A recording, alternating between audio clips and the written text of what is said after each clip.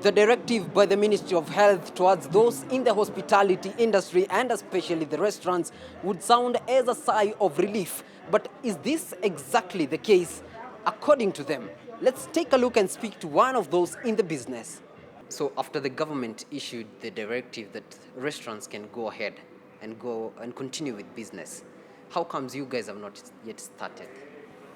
It has been that critical on our side.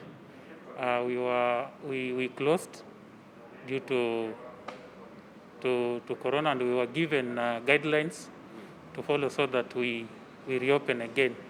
So we've not yet opened because we are still working on the guidelines that were given by the Minister of Health. As per the guidelines, who is supposed to maybe foot the bill of the guys who are supposed to be, checked for COVID infections? That is the company now, and as far as I know, our company is big, and it's costly. It's very much costly because if you compare with what is required and the number of staff we have, it's expensive, by the way. So far, are you planning to resume operations? If all goes well, we are planning maybe by next week. Everything will be okay here, if all goes well. Because first of all our staff have to go for COVID test. All of them. We need to test them. And then from there we shall see how the work is. Then we retain those that are according to the work. We are still looking into the guidelines that were given yesterday on the side of spacing and test.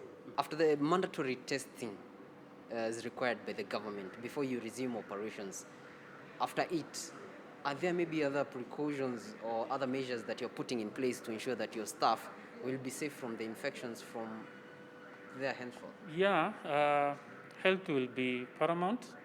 We are going to check and to abide to all that rules and regulations that have been issued by the Minister of Health, so that to ensure that our staffs are safe and our clients also are safe.